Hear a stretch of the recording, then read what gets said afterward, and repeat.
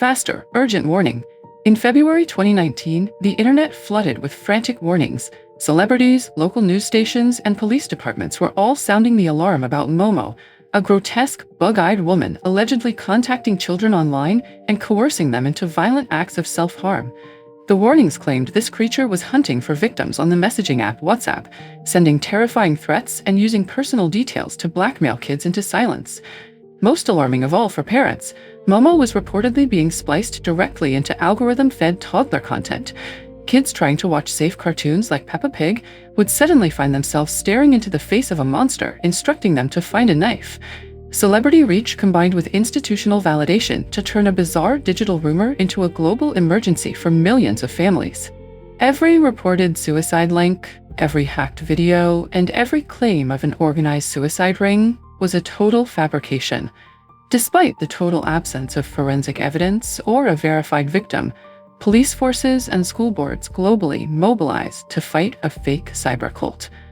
We're going to look at how generalized technological anxiety birthed a digital boogeyman, and why the adults in the room ended up falling for a hoax harder than the children they were trying to protect.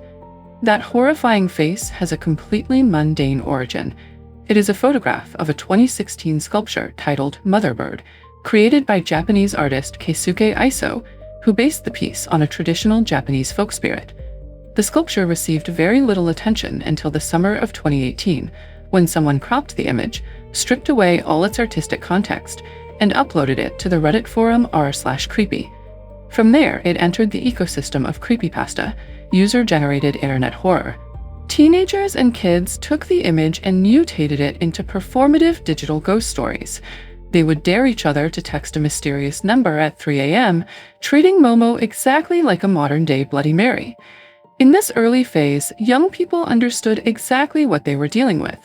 They were engaging with Momo purely as a supernatural monster for a thrill, not as a real-world hacker targeting their physical safety.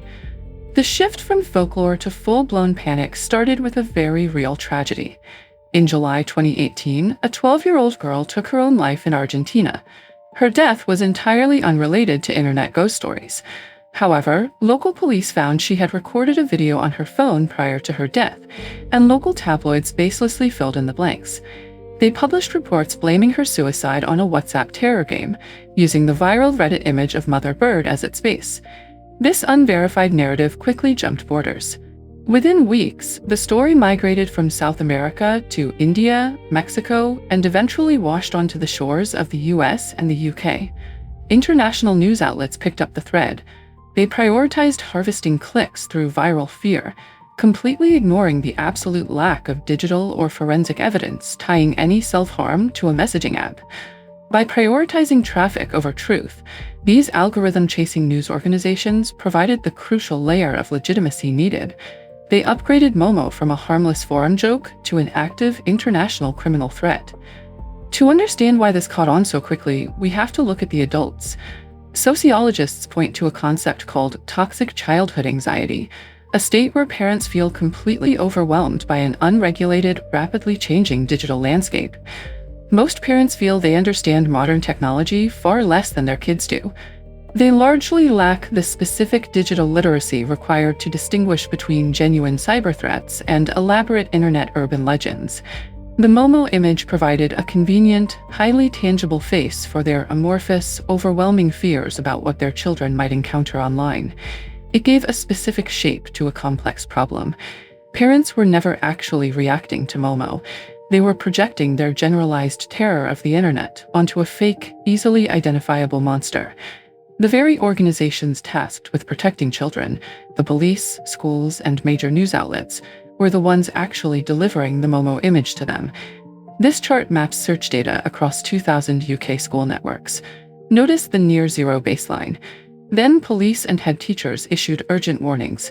The result was an explosive 45,000% spike in Momo searches, right on those same networks. Because there was no real cyber cult lurking in the shadows, well-meaning authorities and educators were the only entities actively driving vulnerable kids directly toward traumatic, disturbing content. This exact institutional failure happened before with the fabricated blue whale challenge, and it will happen again as long as this cycle of adult gullibility continues unchecked. The digital landscape contains very real, very complex risks for children. But when authorities blindly amplify unverified viral threats across these platforms, they actively damage actual safeguarding efforts and create the exact harm they want to prevent. Effective digital safeguarding can't be built on a foundation of viral panic. It demands that institutions verify a threat's validity before they decide to broadcast the fear.